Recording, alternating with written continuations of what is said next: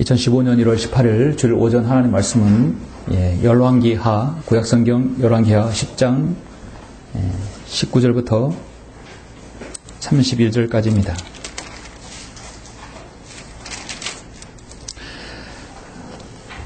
저는 오늘 열왕기하 중심 구절은 말씀은 10장 전체를 들어서 할 것인데요. 핵심이 되는 19절부터 32절 1절 먼저 이것만 제가 봉독해 올리겠습니다. 열왕기하 10장 19절로 31절입니다. 그러므로 이제 바알의 모든 선지자들과 그의 모든 종들과 그의 모든 제사장들을 내게로 부르고 한 사람도 빠지지 않게 하라. 이런 내가 바알에게 큰 희생제를 드리려 하매니 빠지는 자는 누구라도 살지 못하리라 하더라. 그러나 나는 이는 여호가 바알 섬기는 자들을 멸하려는 의도에서 흉계로 그렇게 한 것이었더라. 여호가 말하기를 바알을 위한 장엄한 집회를 선포하라 하자 그들이 선포하니라. 여호가 온 이스라엘에 두루 보낸지라. 이에 모든 바알 숭배자들이 왔으며 오지 않는 사람은 한 사람도 없더라. 그들이 바알의 집에 들어오니 바알의 집 이쪽 끝에서 저쪽 끝까지 가득 찼더라. 여호가 예복을 맡은 자에게 말하기를 모든 바알 숭배자들에게 예복을 가져오라 하니 그가 그들에게 예복을 가져오더라. 여호와 레캅의 아들 여호나답이 바알의 집에 들어가서 바알 숭배자들에게 말하기를 너희는 찾아보고 살펴보아 여기에 바알 숭배자들만 있게 하고 주의 종들은 한 명도 너희와 함께 있지 않게 하라 하더라. 그들이 들어가서 희생자와 번제를 드릴 때 여호가 밖에 있는 80명을 지명하여 말하기를 내가 너희 손에 붙인 사람들 중 하나라도 피하게 되면 그를 피하게 하는 자의 생명이 피한 자의 생명을 대신하리라 하니라. 번제 드리기를 마치자마자 여호가 호위대와 대장들에게 말하기를 들어가 그들을 죽이고 아무도 나오지 못하게 하라 하니 그들이 그들을 칼날로 죽였으며 또 호위대와 대장들이 그들을 밖으로 던진 후 바알의 집에 있는 성읍으로 가서 바알의 집에서 형상들을 가져고 나와 불사르고 바알의 형상을 부수고 바알의 집을 헐어 야훼 변소를 만들었으니 그것이 오늘의 일이니라. 여호와가 이와 같이 이스라엘에서 바알을 멸하였더라. 그러나 이스라엘 죄를 짓게 한 느밧의 아들 여로보암의 제들에서는 여호와가 떠나지 아니하였으니 즉 베델과 단에 있는 금송아지들이더라.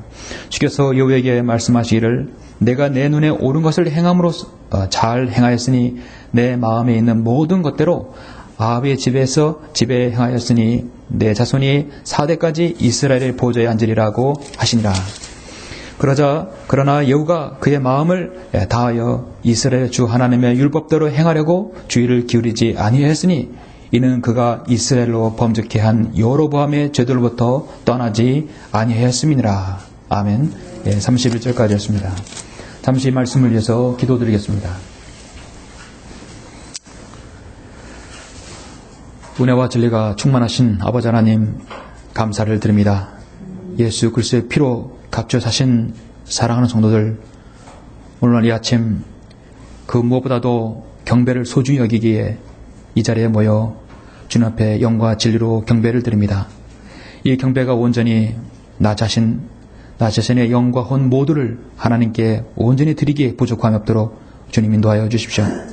하나님의 말씀을 통하여서 내 자신이 하나님 앞에 보복하고 나의 남은 생애가 온전히 주님 앞에 신실하고 참으로 주님 앞에 열성이 있는 그런 아버지 하나님 그런 지체들로 주님께서 함께해 주시기를 원합니다. 오늘 말씀을 통해서 나 자신의 섬김을 비춰보고자 합니다. 말씀을 통하여 성령님께서 일깨움을 주시고 또 이 말씀을 잘 깨달을 수 있도록 아버지 하나님 위로부터 오는 그 영적 조명을 주님께서 허락해 주시옵소서. 저가 말씀을 전할 때 부족한 저의 입술을 주님께서 능력의 손길로 붙들어 주시고 함께해 주시길 원합니다. 악한 마귀가 어떤 형태로든 틈타지 못하도록 막아주시며 이 경배의 아버지 하나님 온전히 주님께 흠양하게 부족함 없도록 저희들 인도하여 주십시오. 주 예수 그리스도 이름으로 기도드렸습니다. 아멘. 오늘 오전 설교는 실패한 개혁자라는 제목으로 설교하겠습니다. 실패한 개혁자입니다.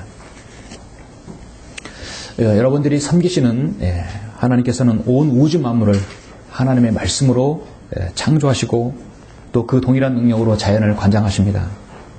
생태계의 먹이사슬을 관장하십니다. 정말 전지전능하신 하나님이시죠. 뿐만 아니라 인류의 역사와 모든 제국의 흥망흥쇠를 주장하시는 분이십니다. 여러분의 생사, 화복도 주장하시는 분이십니다. 모두 다 하나님의 손에 달려 있습니다. 한 나라가 망하고 한 경제가 휘청거리고 한 가정이 세워지고 쓰러지는 것은 하나님의 손에 달려 있습니다. 예. 그런데 모든 사람들이 그 사실을 모르고 있어요. 대다수, 여러분을 제외한 모든 대다수의 사람들이 모르고 있습니다. 한 번 불면 나라가 같은 가녀린 그런 홀씨처럼 정말 하나님 앞에 그렇게 나약한 사람들. 아침 이슬이 낮에는 없어지죠. 정말 아침 이슬 같은 우리 존재들이 하나님을 안다는 것은 대단한 것입니다. 찰스 다윈은 진화론으로 하나님을 거부해버렸습니다. 칼막스는 공산주의를 통해서 하나님을 대적했어요. 아인슈타인은 자신의 상대성 이론으로 사람들에게, 무지한 사람들을 과학의 반론으로 바꿔버렸습니다. 살아있는 지금 스티븐 호킹 박사는 빅뱅이라는 이론으로 창조자념을 거역하게 만들어버렸습니다. 증명되지 않은 가설을 가지고 사람들에게 미혹을 시켰어요. 미국의 항공우주국 나사는 우주왕복선을 세상에 띄워올려서 인간이 더 이 지구 말고 다른 행성에서 나아가서 또 죄를 퍼뜨리게 하고 있는 것입니다. 모두 다 하나님을 대적하는 끊임없는 시도들입니다. 세상은 그런 시도들을 볼 때 우리는 그들의 시도라고 보지 않고 우리는 하나님을 대적하는 시도이죠. 그러나 그들은 사실 시도라는 말뿐만 아니라 다른 말을 씁니다. 개혁이라는 말을 씁니다. 무엇인가 창조적인 개혁. 그래서 요즘에는 경제화두가 창조, 개혁이라는 말을 많이 쓰죠. 10년 들어서 창조, 개혁이라는 말을 많이 들어봅니다. 정치를 개혁해야 된다. 규제를 개혁해야 된다. 교육을 개혁시키자. 개혁이라는 말을 계속 쓰고 있습니다. 사실 개혁은 좋습니다. 개혁은 잘못되기 위해서 개혁이 아니라 잘되기 위해서 개혁하기 때문에 개혁이라는 것은 사실 좋은 말이죠. 고치려고, 잘못된 것을 고치려는 그런 의도는 참 좋습니다. 문제는 그것이 하나님 안에서 나오는 것이 아니라 인간의 발상에서 나오는 개혁은 언젠간 실패를 보는 것이죠. 성경도 언제나 개혁을 촉구하고 있습니다. 구약에서도 개혁이 나옵니다. 신약에서도 개혁이 있죠. 이 땅에서 가장 이대한 현재로서의 구약에서 말고 신약에서의 개혁은 무엇입니까? 가장 큰 개혁은 바로 인간이 구원받을 수 있는 경륜이 다르다는 것이죠. 율법으로 구원받는 것이 아니라 여러분 하나님의 은혜로 아무것도 여러분은 가진 것 없고 할 수 없는 것이 바로 우리 인간에 있는 것인데 하나님의 은혜로 예수 그리스도를 믿음으로 구원받는 것은 가장 위대한 개혁인 것이죠. 히브리서 9장 10절에 보면 이 예배는 오직 먹는 것과 마시는 것, 여러 가지 씻는 것과 육신의 율례에 근거한 것으로 이것들은 계획의 때까지만 부과된 것이로다. 구약의 섬김과 구약의 율법은 항상 그랬었습니다. 항상 어떤 행위와 어떤 그 방식에서 중요했던 것이죠. 그러나 히브리서 9장 10절에 이것들은 개혁의 때까지만 부과된 것이다. 이 개혁이란 것은 예수님의 초림을 얘기하는 것이거든요. 사람은 전적으로 타락한 존재이기 때문에 늘 부도덕과 부패와 나태, 우상 숭배 등으로 계속해서 삐뚤어지고 있습니다. 인간이라는 것은 가만히 놔두면 곁길로 갈 수밖에 없는 것이 사람이죠. 그래서 끊임없는 개혁을 이루어야 합니다. 그래서 우리는 자기 개혁이라는 말을 가끔 쓰는데 사실 이 부분은 좋다고 봅니다. 자기 개혁. 그것은 그 자기 개혁인데 내 스스로 나를 위해서 하는 개혁이 아니라 하나님 뜻 가운데 있는 개혁은 참으로 좋은 것이죠. 여러분이 작년에 했던 습관이나 방식이나 어떤 여러분의 주님을 섬기는 방식들, 그런 삶들이 조금 더 여러분 하나님 앞에 옳고 하나님께서 보실 때 그것을 선하다고 할 때, 의롭다고 할 때 그 개혁은 여러분 필요한 것입니다. 게으름과 나태한 생활에서 열심히 부지런한 생각, 기도를 더 많이 못했던 것에 대해서 좀 더 열심히 하는 것들은 좋은 생각인 것입니다. 저는 오전에 오늘 여러분에게 한 개혁자를 소개합니다. 결론적으로 그 계획은 여러분 보셨다시피 실패하고 맙니다. 그 실패한 이유가 무엇인가? 여러분이 그 말씀을 오늘 한번 숙고하시는 시간 되었으면 합니다. 여러분은 지금 2015년도가 지금 시작된 지가 보름이 지났습니다. 여러분이 주님 앞에서 내가 어떤 것을 개혁하고 나 자신을 어떤 것을 고치겠다는 마음 먹은 것들 있죠? 지금 잘 진행되고 있습니까? 오늘 말씀을 통해서 여러분이 그것에서 한 점 틀어짐 없는 그런 여러분 마음의 각오가 되었으면 합니다. 본문은 제가 조금 전에 읽어드린 본문은 구약의 이스라엘 역사에서 가장 기억될 만한 과감한 개혁입니다. 이스라엘 역사에서 이와 같은 개혁은 사실 드물어요. 그것도 북왕국 이스라엘에서 나타난 개혁입니다. 아사 왕이라든지 여호사밧 왕은 수많은 개혁들을 했어요. 요시야 왕도 개혁을 했습니다. 그러나 이스라엘에서 볼 수 있는 정말 전무후무한 개혁이었습니다. 한편으로 개혁이라고 할 수 있지만 또 한편은 하나님께서 한 인간, 한 가정, 한 그 시족을, 한 그 사람의 그 혈통을 완전히 하나님께서 죄로 인한 심판을 보여주는 장입니다. 다름 아닌 바로 아합 왕의 일가족과 그에 따른 우상 숭배자들에 대한 철저한 심판을 여러분이 보고 있습니다. 그 심판의 도구를 누가 쓰느냐? 바로 그 나라 왕을 들어서 쓰는 것이죠. 바로 예후라는 왕입니다. 오늘 말씀 제목은 실패한 개혁자입니다. 한마디로 예후는 엄청난 개혁을 했지만 실패했어요. 대체 그 무엇 때문에 실패했고 실패한 것이 무엇이었는가? 우리는 여기서 몇 가지 교훈을 얻을 수 있습니다. 로마서 15장 4절에 사도 바울은 무엇이든지 전에 기록된 것은 우리의 교훈을 위하여 기록된 것이라. 이는 성경에 주는 인내와 이로로서 소망을 지니게 하려 함이니라. 역사를 통해서 여러분은 무엇인가 배울 수 있습니다. 그래서 우리는 이스라엘 역사를 통해서 여러분의 주님의 성경에 대한 자세를 배울 수 있어요. 북왕국 이스라엘의 왕들 중에서 예후라는 왕은 오늘 본문에서 볼 수 있는데 여러분이 예후라는 왕을 얼마큼 알고 계십니까? 본문의 예후 왕은 한마디로 베개로 치닫는 북왕국 이스라엘 왕 중에서 유일한 개혁자였습니다. 과감한 개혁을 했는데 실패로 돌아갔습니다. 이스라엘은 다윗 왕 이후에 솔로몬이 나라를 다스릴 때는 하나님께서 모든 영화를, 모든 권세를, 모든 부귀를 주셨어요. 그런데 아시다시피 여러분 솔로몬은 신실했습니까? 끝까지 신실하지 못했어요. 결국 타락으로 자신의 모든 것을 뒤로 했습니다. 인생의 모든 끝자락까지 타락으로 일관했어요. 모든 걸 주셨지만 모든 걸 누려봤던 그가 주님께 감사하는 것이 아니라 이제는 타락으로 일관해서 결국은 하나님께서 그의 왕국을 둘로 쪼갰습니다. 그의 아들 르호밤을 통해서 왕위를 이어받았지만 르호밤은 그의 신하 여로보암이 북왕국 이스라엘을 10지파를 데리고 갔어요. 북쪽 이스라엘은 그의 신하였던 여로보암이 가고 남쪽 이스라엘은 솔로몬의 아들 르호밤이 왕위를 다스립니다. 여러분은 구약의 이스라엘 역사든 아니면 지난 세계사 모든 역사를 통해서 볼 수 있는 하나님의 역사를 관장하는 원칙이 하나 있습니다. 히스토리, 역사이죠. 그분의 이야기예요. 우리 주님께서 다스리는 이야기가 역사입니다. 그 어느 나라든 간에 선한 동기로 하나님을 섬기고자 하는 나라는 하나님께서 반드시 복을 주었다는 얘기죠. 하나님을 위한 일을 그들의 실행으로 옮겼다고 한다면 그 나라는요 정말 복받은 나라이고 복을 하나님께 주셨습니다. 대영 제국, 해가 지지 않는 나라. 영국은 왜 그렇게 복을 받았습니까? 킹제임스 성경이 나온 나라이고 성경을 기본으로 해서 세워진 나라예요. 미국이 처음에 축복받았습니까? 왜 축복받았습니까? 성경을 먼저 그들은 영어 킹제임스 성경을 받아들였기 때문입니다.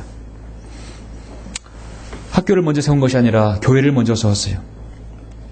신학교를 먼저 세웠습니다. 그러나 지금은 폐교해버렸죠.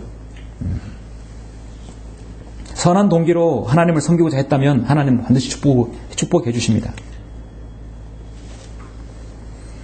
그러나 그 선한 동기가 변질되면 하나님께서는 거기에 대한 보응을 주시죠.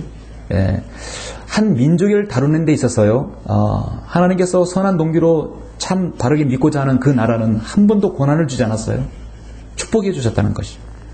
그러나 개인에 있어서의 축복과 고난은 구약과 신약은 다 개념이 다르죠. 구약에는 율법을 행하고 실행하면 하나님께서는 100% 복을 주시는 것인데 신약에서는 어떻습니까? 주님을 잘 섬겼고 주님을 신실하게 따랐던 사도 바울은 여러분 부귀영화를 누렸습니까? 그렇지 않으세요. 더욱 고난을 받았고 주님 안에서 위로를 받은 사람이었어요. 이 시대, 신약시대의 복은요, 여러분, 금전적으로라든지 여러분 어떤 것으로 해서 많은 것들을 이루고 편안한 삶을 주시는 것이 복이 아닙니다. 때로는 그것도 복이 될 수 있죠. 그러나 진정한 축복은 주 은혜만에서 뜻을 이루며 주님의 사역을 감당하는 것, 고난 가운데서 주님께 감사하는 것이죠. 남쪽 유다는 총 21명의 왕조가 있었어요. 정통성 있는 왕조였습니다. 북쪽 이스라엘은요, 19명의 왕이 거치면서 끊임없는 쿠데타. 그러니까 남쪽 유다는 그 왕의 아들 계속 이어졌지만 북왕국 이스라엘은 계속해서 19명의 왕이 되었지만 계속 쿠데타와 반역을 통해서 왕이가 바뀌었어요. 8번의 반역이 있었어요. 지금 오늘 본문의 주인공 예후도 반역을 함으로써 왕위에 올랐던 것입니다. 하나님께서 허용하신 것이죠. 왜 허용하셨는 것인가? 너가 이스라엘을 한번 심판해라. 이스라엘을 네가 한번 다뤄봐라 했죠. 과감히 계획을 한번 해봐라. 하나님께서 허용하신 겁니다.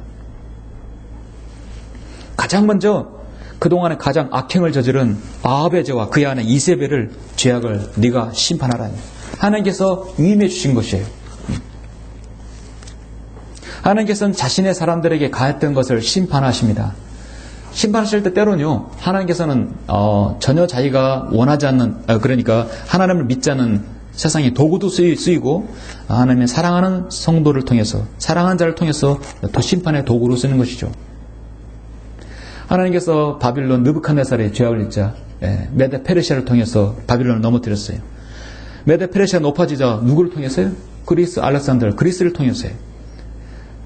그리스가 교만해지자 하나님 로마를 통해서, 로마를 무너뜨렸습니다.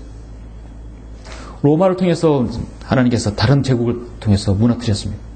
계속해서 하나님께서는 심판의 도구로 쓰시는 것이에요. 사무엘하 7장 14절에 보시면 하나님께서 그렇게 말씀하셨어요. 만일 죄악을 범하면 내가 사람들의 막대기로 사람의 자식의 채찍으로 그를 징책하리라 하셨어요.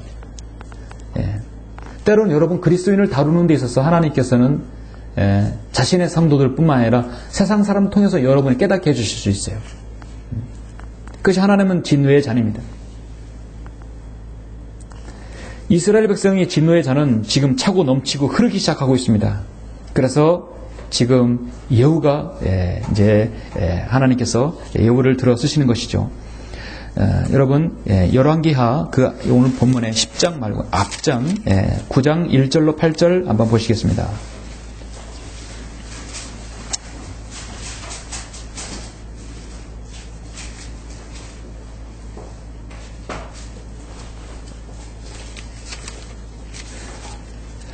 여러분 9장 1절 보시고 제가 그 앞서서 열왕기상 19장 16절을 먼저 읽어드릴게요. 잘 들어보십시오. 또 님시 아들 예후에게 기름 부어 이스라엘을 다스리는 왕이 되게 하며 또 아벨 무홀라의 사판의 아들 엘리사에게 기름 부어 내 대신 선지자가 되게 하라. 일찍이 열왕기상 19장에서 예후에게 기름 부으라 명령하셨어요. 그리고 이제 열왕기하 9장 1절을 보시면 선지자 엘리사가 선지자들의 자손 중에서 한 명을 불러 그에게 말하기를 내 허리를 동이고 이 기름병을 내 손에 들고 라못 길르앗으로 가라. 내가 거기에 이르거든 님시의 손자여 요사밧의 아들인 예후를 찾아보고 들어가 그의 형제들 중에서 그를 일어나게 하여 골방으로 데리고 가서 기름병을 가지고 그의 머리에 부으며 말하기를 주가 이같이 말하노라. 내가 이스라엘을 다스리는 왕으로 너에게 기름 부어노라 하라. 그리고 나서 문을 열고 도망하되 지체하지 말라 하더라. 이에 그 청년 즉 청년 선지자가 라못 길르앗으로 가니라. 그가 이르러는데 보라 군대 대장들이 앉아 있는지라. 그가 말을 하기를 오 대장이여 내가 당신께 신부로 만나이다 하니 예후가 말하기를 우리 모두 중 누구에게냐 하므로 그가 말하기를 오 대장이여 당신께니이다 하더라. 예후가 일어나 집으로 들어가니 그가 예후의 머리에 기름을 붓고 그에게 말하기를 이스라엘의 주 하나님이 이같이 말하노라. 내가 주의 백성 곧 이스라엘을 다스리는 왕으로 너에게 기름 부어노라. 너는 내 주인 아합의 집을 치라. 내가 이세벨의 손에서 흘린 나의 종된 선지자들의 피와 주의 모든 종들의 피를 복수하리라.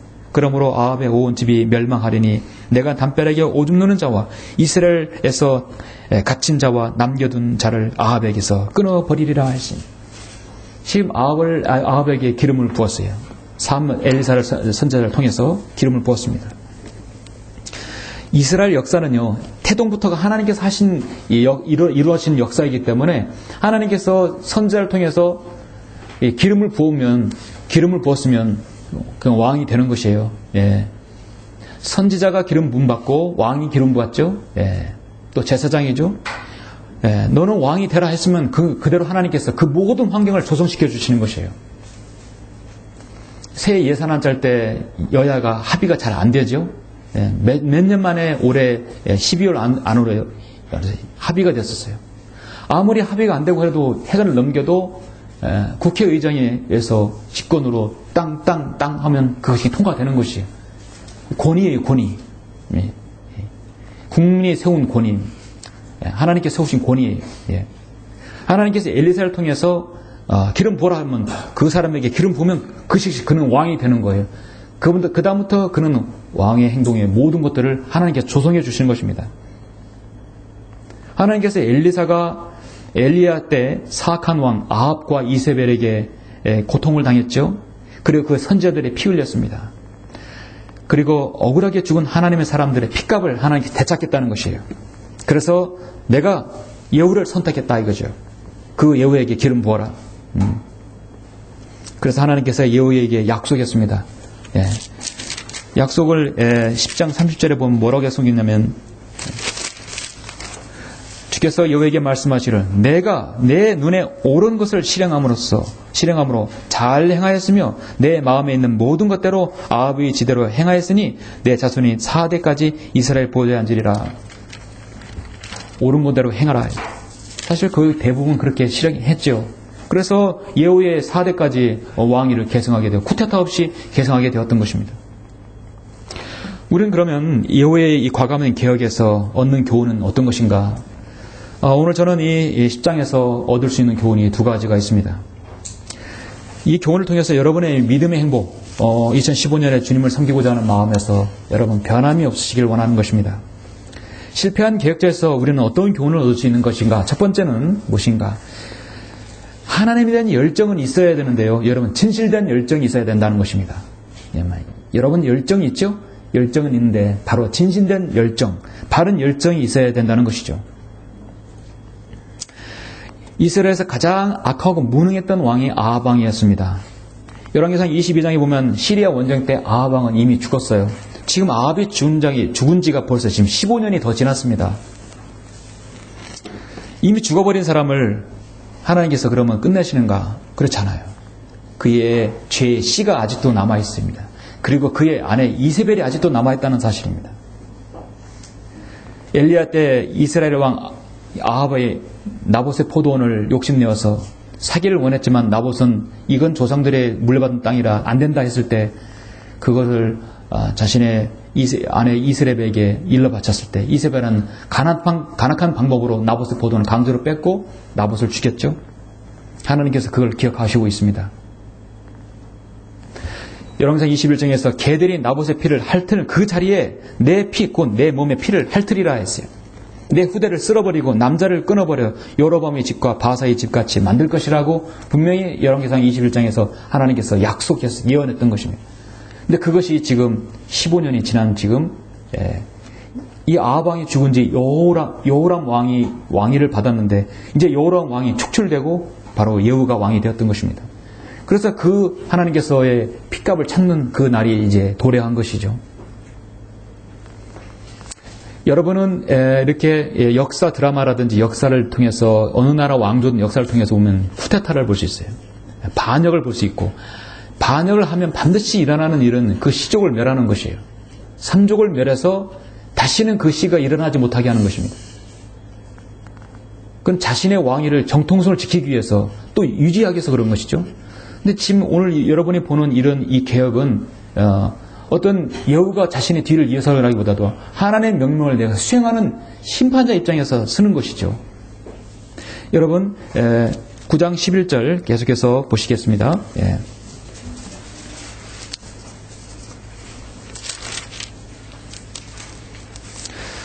본문 앞에 9장 11절 보시면 그때 여호가 그의 주의 신하들에게 나오니 한 사람이 그에게 말하기를 모두 것이 평안한가 어찌하여 그 미친 자가 내게 왔는가 하니 예후가 그들에게 말하기를 너희가 그 사람과 그가 말한 것이 아노도다 하더라. 그들이 말하기를 그렇지 않도다. 너는 이제 우리에게 말하라 하니 그가 말하기를 그가 내게 이러이러하게 고하여 말하기를 주가 이같이 말하노라. 내가 이스라엘을 다스릴 왕으로 너에게 기름을 부어노라 하더라 하자. 그들이 서둘러 각자 자기 옷을 벗어 계단 꼭대기에 있는 예후 밑에 깔고 나팔을 불어 말하기를 예후가 왕이라 하더라. 자, 이제 예후가 왕이 공식적으로 되었어요. 기름 부으면 하나님께서 왕이 되는 것입니다. 그 왕 위를 올려주신 것이죠. 14절 보니까 그리하여 님시의 손자요 여호사방의 아들은 예후가 요람에게 반역하니라. 예. 자, 그리고 여러분 9장 24절 25절 보시겠습니다. 그때 여호가 중간 좀 생략하고 요점만 보시겠습니다. 그때 여호가 활을 힘껏 당겨 요람의 두 팔을 사이에 쏘니 화살이 그의 심장을 뚫고 나간지라. 그가 병가 안에서 엎드려졌더라. 이게 뭐 이 여호람 왕은 바로 아합 왕의 바로 뒤를 이은 왕이거든요. 그러자 여호가 그의 대장 빗갈에게 말하기를 그를 집어서 이스라엘인 나봇의 땅에 그 밭에 던지라. 이는 내가 너와 함께 타고 그의 아버지 아합을 쫓아갔을 때 어떻게 주께서 그 집을 그에게 지우셨는지를 기억하게 함이라. 그대로 갚아주신 것이죠. 27절 보시면 유다왕 아하시아가 이를 보고 동산 별장길로 도망하는지라.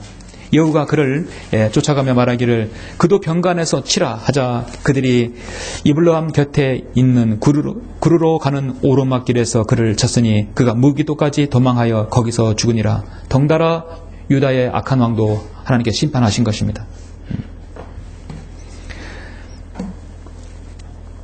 30절에 보면 이제 드디어 때가 왔죠. 예후가 이스라엘에 오자 이세벨이 그 소식을 듣고 화장을 하고 머리를 꾸미고 창문으로 내다보다가 예후가 문에 들어서자 말하기를 자기 주인을 죽인 자 시므리가 평안하였더냐 하더라. 예후가 그 창문을 향해 그의 얼굴을 들고 말하기를 내 편이 누구냐 하니 두세 명의 내시가 예후를 내다본지라. 그가 말하기를 그녀를 내어 던지라 하자. 그들이 그녀를 내어 던지니 그녀의 피가 담벼락과 말들의 티니라. 예후가 그녀를 발로 밟고 가니라. 예후가 들어가서 먹고 마신 후 말하기를 이제 가서 이 저주받은 여자를 보고 그녀를 장사하라. 이는 그녀가 왕의 딸임이라. 하므로 그들이 그녀를 장사하러 갔으나 그녀의 두개골과 발과 손바닥 외에는 찾지 못하더라. 그리하여 그들이 돌아와서 예후에게 고하니 예후가 말하기를 이것은 주께서 주의 종 그의 종 디세벤 엘리야를 통하여 말씀하신 주의 말씀이니 말씀하시기를 이스라엘 땅에서 개들이 이세벨의 살을 먹으리라. 이세벨의 시체가 이스라엘 땅에서 밭 위에 똥같이 되리니 사람들이 이것을 이세벨이라 하지 못하리라 하셨느니라 하더라. 그렇죠? 아합의 아내 이세벨도 사악한 이세벨도 하나님께서 그렇게 처단하신 것입니다. 이쯤 되면 예후는 대대적인 살육이 얼마나 대단했는가를 볼 수 있습니다. 예후의 기세와 용맹, 그의 열심은 어느 누구도 따를 수 없었어요. 계속해서 여러분 오늘 본문 제가 1절에서 아까 10절 말씀드렸는데요. 1절에 10절 이후에 여러분 10장 1절을 보시겠습니다. 10장 1절에서 여러분 5절까지 보시겠습니다. 아합에게는 사마리아에 70명의 아들들이 있었더라. 아직까지 이 아합의 아들들이 그대로 있는 것이요 죄의 시들입니다. 예후가 편지를 써서 사마리아에 보냈으니 이스라엘의 각 지리자들에게와 장로들에게와 아합의 자식들을 양육하는 자들에게 보내어 말하기를 너희 주인의 아들들이 너희와 함께 있고 또 병거들과 말들과 멱친 성읍과 병기가 너희와 함께 있으니 이제 이 편지가 너희에게 도착하자마자 너희 주인의 아들들 중에서 가장 훌륭하고 가장 적합한 자를 골라 그의 아비의 집에 보좌에 세우고 너희 주인의 집을 위하여 싸우라 하니라. 그러나 그들이 심히 두려워하여 말하기를 보라 두 왕이 그를 당해내지 못했는데 우리가 어떻게 당해내겠는가 하고 집을 관리하는 자와 성읍을 관리하는 자와 장로들과 그 자식들을 양육하는 자들이 예후에게 보내어 말하기를 우리는 당신의 종이오니 당신께서 우리에게 명하시는 모든 것을 우리가 행할 것이며 우리가 다른 왕을 세우지 아니하리이다. 당신께서 보시기에 좋은 대로 행하소서 하더라. 6절 보시겠습니다. 그러자 여호와가 두 번째 편지를 그들에게 써서 말하기를 만일 너희가 내 편이고 또 만일 너희가 내 음성에 경청한다면 너희는 그 사람들 곧 너희 주인의 아들들의 머리를 쳐여 내일 이맘때 이스라엘에 이르러 내게 오라 하니라. 그의 왕의 아들 70명이 그들을 양육하는 성읍의 존귀한 사람들과 함께 있었더라. 그래서 이들을 한데 모아서 여기 보면 14절에 보면 그가 말하기를 그들을 사로잡으라 하느니 사람들이 그들을 사로잡아 털 깎는 집 웅덩이에서 죽이니 곧 40명이더라. 그가 그들 중 아무도 남기지 아니하더라. 자, 아합의 자녀들 70명을 또 한 번에 다 몰살시킨 것입니다. 여러분, 우리가 여기서 한번 눈여겨볼 것은 여러분 15절부터 여기 17절까지입니다. 여호가 거기를 떠났다가 자기를 만나러 오는 레카비 아들 요나답을 우연히 만나자 그에게 문안하고 말하기를 내 마음이 내 마음과 더불어 진실한 것이 같이 내 마음도 진실하냐 하니 요나답이 대답하기를 그러하나이다 하자. 그러면 내 손을 달라 하므로 그가 여호에게 손을 주니 여호가 그를 자기 병거에 끌어들이며 말하기를 나와 함께 가서 주를 위한 나의 열심을 보라 하고 그를 자기 병거에 태우더라. 그가 사마리아에 오자 사마리아에서 아합에게 남아있는 모든 자를 죽여 아합을 멸하였으니 엘리야에게 하신 주의 말씀대로 되었더라. 그렇죠? 그렇게 해서 그의 시족을 멸하고 그 다음에 이세벨을 따랐던 그 모든 우상 숭배자 바알 선지자들을 다 한 번에 죽였던 것입니다. 여호는 과감하고 대단한 계획을 했어요. 심지어 그의 자손까지 완전히 다 멸했던 것입니다. 남쪽 유다 왕 개혁의 왕 중에서는 아사 왕이 있었죠. 요시야 왕이 있었고 히스기야 왕이 있었어요. 하나님께서 그 당시에 왕의 권좌를 오래 지킬 수 있는 것이 하나가 뭐냐면 개혁을 했던 왕은 오래 있었던 것입니다. 개혁이 뭐냐면 우상 숭배를 타파하고 하나님의 바른 율법 바로 세워서 바로 섬기는 것이었어요. 개혁하면 아사왕에게 하나님께서 41년간을 통치하게 해줬고요. 요시야 왕은 52년을 이스라엘 가장 최장수 통치하게 했습니다. 히스기야 왕은 29년을 다스렸습니다. 즉 북왕국 이스라엘 왕 중에서 가장 오래 다스렸던 왕이 바로 이 예후 왕이었습니다. 무려 28년 동안 나라를 다스렸어요. 철저히 개혁했던 것입니다. 근데 문제는 그 개혁이 누구를 위한 개혁이었는 것이에요. 누구를 위한 계획인가? 예후는요 대대적인 살육과 바알 숭배자를 죽여서 근절시켰습니다. 그의 열심은 오직 어디에 있냐면 이것이 하나님을 위하여 백성들에게 이 계획을 통해서 하나님을 알게 하고 자각하게 해주는 목적이 아니라 오직 심판, 처단하고 죽이는 것에만 관심이 있었어요. 그것은 여기 15절의 말씀하고는 진실된 계획이었고 진실된 열정이 아니었다는 것입니다. 여호와의 심판은 잘못된 동기로 어긋났어요. 하나님께서 죄인인 그들을, 죄의 시족인 그들을 멸하는 것에 대한 심판에만 관심이 있었지 그들이 돌이켜서 하나님을 바로 섬기고자 하는 그런 가이드를 하지 못했던 것입니다.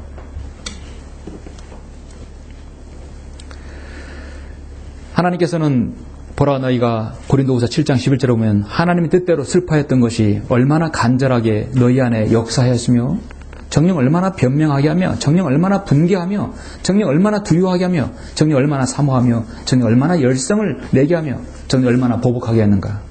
모든 것이 너희는 이 문제에 있어서 스스로 결백함을 증명하느니라. 여러분은 하나님께 대한 열성이 있으십니까? 여러분 열성은요 우리 젊은 성도에게만 있는 것이 아니라 나이가 들든 나이가 적든 간에 그건 중요하지 않습니다. 하나님의 열성은요 너무도 여러분에게 필요합니다. 나는 힘이 없어요. 아닙니다.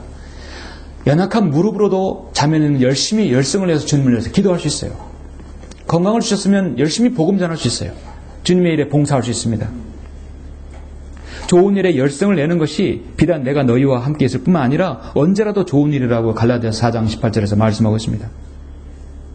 이스라엘 백성들은 열성적으로 주님을 섬겼던 것이 그 열성이 대상이 바뀌어버리니까 그 열성이 우상숭배에게 돌려진 것이었습니다. 여러분 알고 있는 사도 바울은 열성이 얼마나 짙겠습니까? 열성으로 말한다면요, 두 손가락 꼬박, 누구도 뒤지지 않을 열성을 사도 바울은 가지고 있었어요. 열성적으로 교회를 파괴하고 성도를 잡아 가두는 그가 다마스커스로 가는 도중에 주님을 만나지 않았습니까? 그 열성이 바로 하나님을 위한 열성이 바뀌었던 것입니다. 여러분은 여러분의 주님을 열성적으로 섬기고 있다면 다시 한번 돌아봐야 할 것입니다. 나와 함께 가서 주를 위한 나의 열심을 보라. 주를 위한 열심인데 그것은 결국은 그 열성이 심판하에만 시중했다는 것입니다. 오늘 열성 내는 사람들은 너무나 많아요. 지난주에 초인종을 두드려서 이렇게 뭐 조사로 온 것도 아니고 이렇게 저도 모르는 사이에 보통 이렇게 여호와 증인들인 줄 알았는데 열어보니까 이거는 여호와 증인이 아니라 하나님의 교회, 하나님의 교회 어머니 하나님 장길자를 숭앙하는 사람들이었습니다. 설문조사가 있다고 그래요. 무슨 설문조사인가요? 어머니에 대해서 설문조사했다. 무슨 설문조사가 어머니에 대해서 설문조사예요. 이제는 이제 어머니 하나님 안상훈 증인에도 나와서 열성을 내서 갑니다. 여호와 증인도 열성을 냅니다. 여러분 이단 교파 중에 열성 내지 않는 사람이 없어요. 그들의 열성은 대단합니다.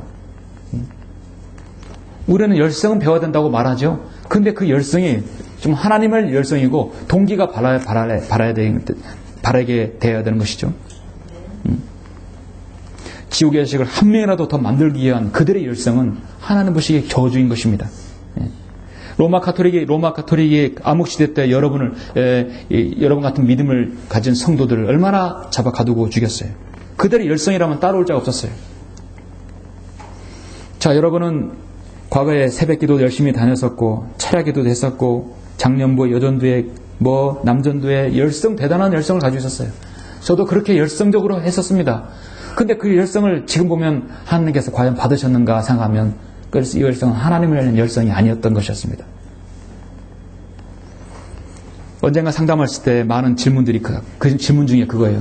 목사님, 과거에 제가 옛날 제도권 다닐 때 열성을 냈던 그런 헌신, 하나님께 드린 그 예물들, 그거 주님께서 과연 그거 기억하실까요? 매우 유감스럽지만 하나님께서는 기억하시지 않는다. 그 열성의 대상이 정말 하나님이고 동기가 바라야 되는 것이죠.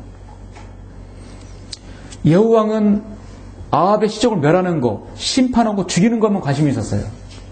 그렇게 함으로써 하나님을 바로 섬기게 하는 유도할 수 있는 것에 할 수는 없었습니다. 오직 자신의 심판과 도구로만 그냥 쓰임받은 것이었어요. 실패한 계획자에서 우리는 또한 무엇을 하나 얻을 수 있습니까? 두 번째는 끝까지 신실한 믿음을 고수해야 한다는 것입니다. 신실한 믿음을 고수해야 되는데요. 제가 여러분 19절부터 28절까지 제가 봉독에 올렸기 때문에 넘어가서 29절부터 보시겠습니다. 19절부터 28절까지는 바로 아합과 이세벨을 따르는 많은 바알 선지자들을 한 곳에 불러 모아서 나도 바알 숭배할 것이다 해서 싹 모아놓고 옷을 입혀놓고 그 옷 입은 자는 완전히 다 멸했죠. 아주 계획지고 지능적인 아주 그 방법으로 완전히 멸했던 것입니다. 자, 29절 보시면 그러나 이스라엘로 죄를 짓게 한 느바세 아들 여로보암의 죄들에서는 예후가 떠나지 아니하였으니 즉 베델과 단에 있는 금송아지이더라 했어요. 이건 엄청난 치명적인 죄인 것입니다. 이스라엘의 가장 단골로 나오는 죄가 뭐냐? 이스라엘의 모든 왕들이 지었던 죄들이 늘 느바세 아들 여로보암의 죄, 바로 금송아지가 문제였거든요. 항상 나오는 죄였어요. 그런데 그 죄는 정작 제거하지 않았다는 것이죠. 그 금송아지를 제거하지 않았다는 것이죠. 하나님을 위한 바른 열성이라고 한다면 아합의 시족을 멸하고 그의 선지자들, 숭배자들을 멸하는 것도 중요한 것이었지만 그들의 근본적인 그 우상을 타파하고 제거했어야 되는 것입니다. 그런데 베델과 단에 있는 금송아지들은 그대로 두었다는 것이죠. 베델은 어떤 곳입니까? 아브라함이 가장 먼저 제단을 쌓았던 곳이고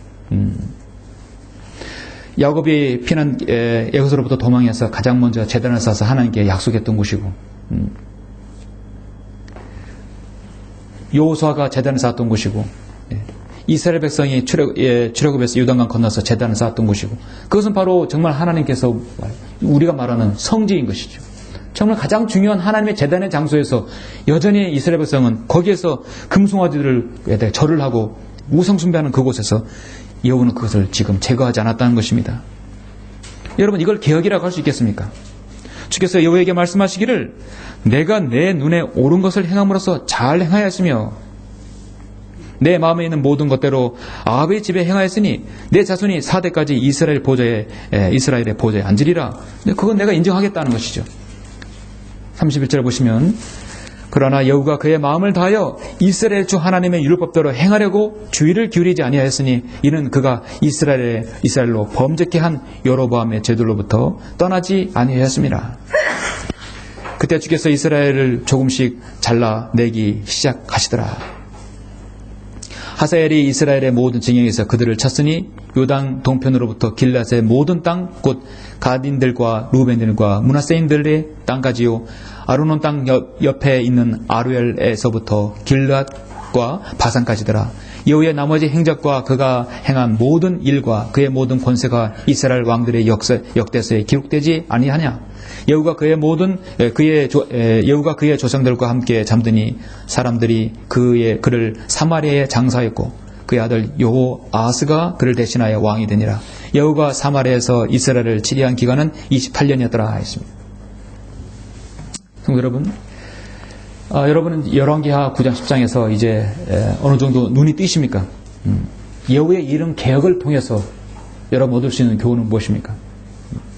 하나님 알는 열성은 그것이 동기가 바라야 되겠고, 그 동기가 바르다면 그것은 끝까지 계속 신실해야 된다는 것이죠. 지속적으로 신실해야 하는 것입니다.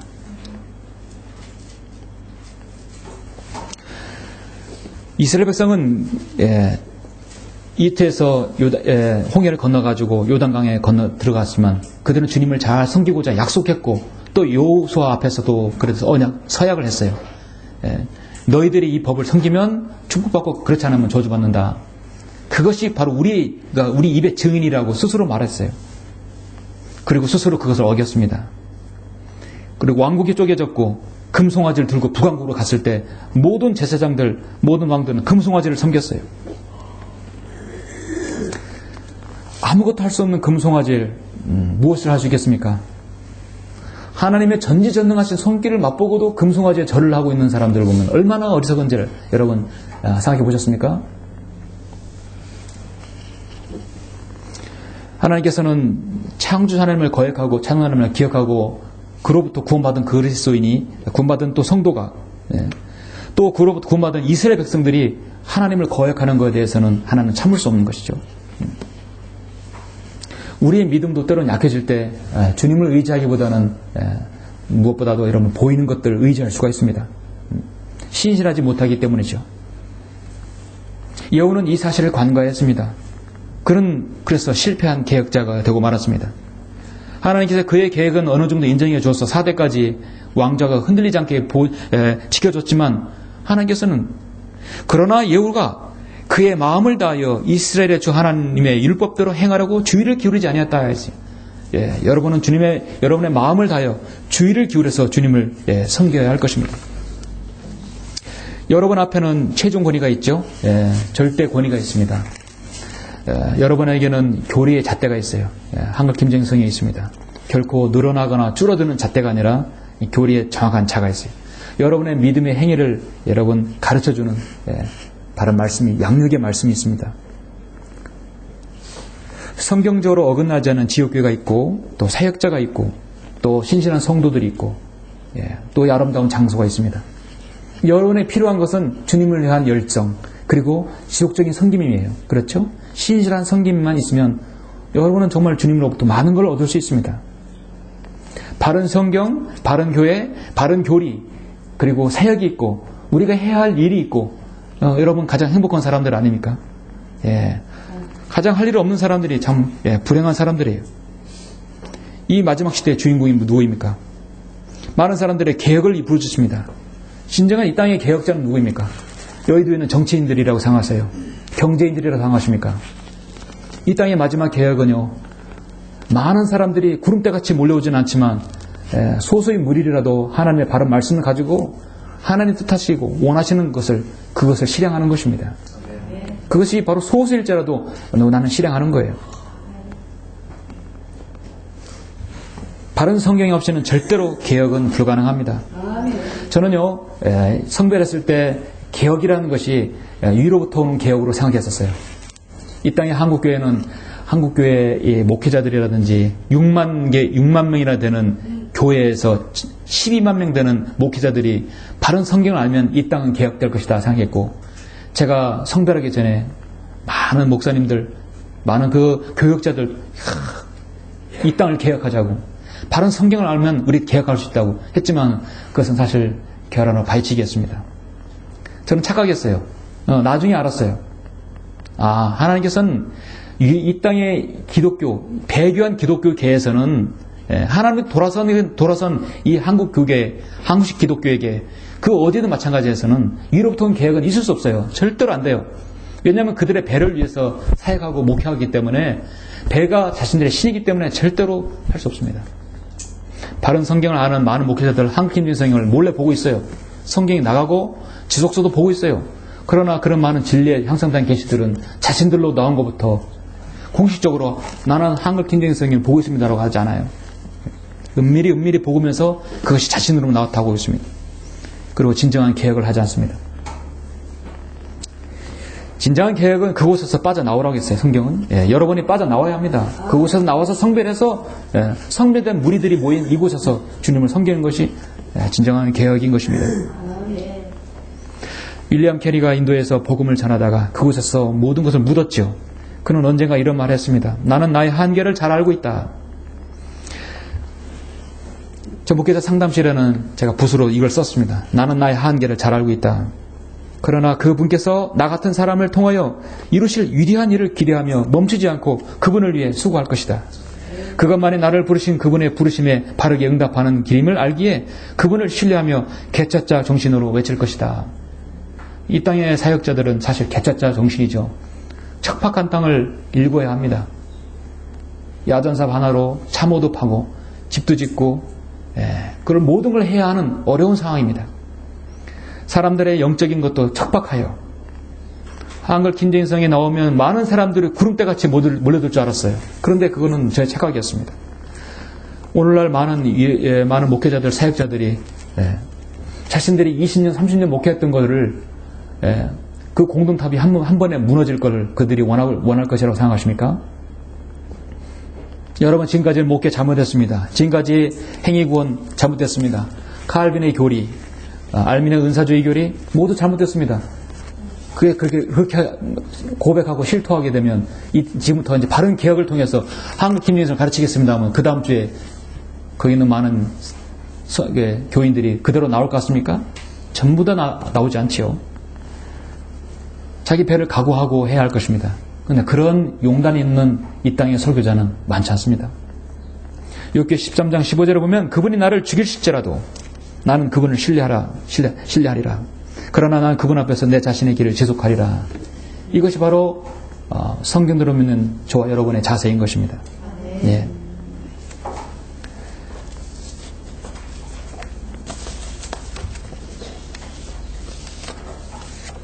시편 78편 50절에 보면 오히려 그들의 조상들과 같이 배반하고 신실하지 않게 행동하여 속이는 활처럼 빗나가도다. 신실하지 못하면 그건 빗나가는 것이죠.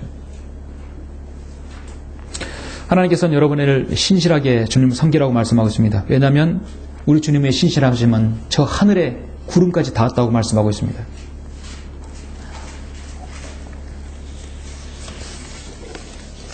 오늘 우리는 본문을 통해서 예후는 참 좋은 평가는 받았지만 그는 오직 심판에만 몰두했고요. 예후의 그 잘못으로 인해서 이 32절을 보면은 그의 이스라엘 땅의 손실도 되어 있어요. 그래서 그때 주께서 이스라엘을 조금씩 잘라내기 시작하더라 하면은 이스라엘은 요단강을 중심으로 해 동서로 나눠지고 경계를 나눠지는 경계를 받았어요. 그러니까 하나님께서 예후가 지배하는 그 통치 영역을 줄어들게 하는 것이었어요. 하나님께서 책망받았고 영토도 줄어들고 모두 다 마음을 다하여 이스라엘 주 하나님을 율법대로 행하고 주의를 기울이지 않았다는 것입니다. 이제 우리는 주의를 기울여서 주님을 섬겨합니다. 사랑하는 성도 여러분, 하나님께서 심판의 도구로 쓰임받은 예후는 엘리야와 마찬가지로 바알 숭배와 싸우며 아합 왕가를 심판했습니다. 죄악을 멸하는 것은 힘썼으나 그 죄악을 왜 하나님께서 멸하셨는지, 왜 어떻게 해서 바르게 도력해야 되는지를 올바로 가이드를 하지 못했어요. 진실된 열정이 없었기 때문입니다.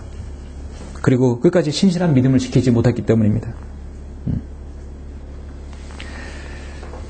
여러분 안에서 혹시 개혁되어야 될 것, 여러분 안에서 여러분 주님을 잘 섬기고자 하는 마음이 있는 것들이 있습니까?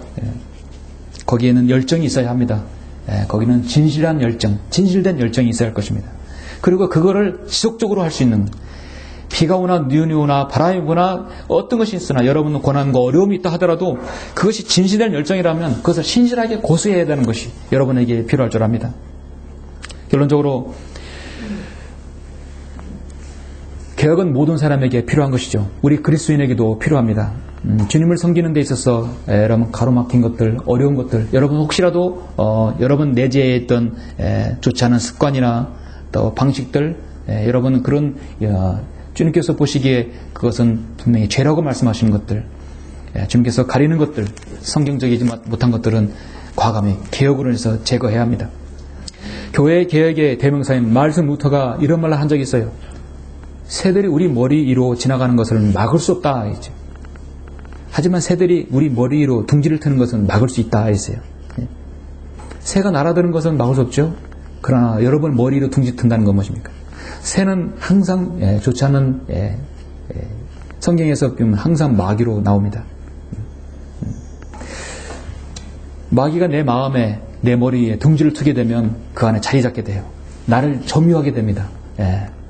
아무리 개혁을 외치고 아무리 주님을 위한 열정을 외친다 하더라도 내 안에 마귀가 비집고 들어오면 그것은 잘못된 열정으로 스며들 수 있어요. 사회 전반으로부터, 부패로부터, 비리로부터 세상은 개혁한다고 하지만 여러분 안에서 먼저 내 안에서 개혁이 이루어져야 합니다. 주님을 향한 그 열정이 여러분 올바른 진정한 열정이 되어야 되고 진실한 섬김이 되어야 할 것입니다. 그렇게 된다면 이 교회도 더욱더 강성한 지역교회가 될 것이고 여러 지역교회가 또 강성한 지역교회가 될 것입니다. 주님께서 오실 그날까지 여러분 신실하게 주님을 잘 섬기시길 간절히 바랍니다. 하시겠습니다.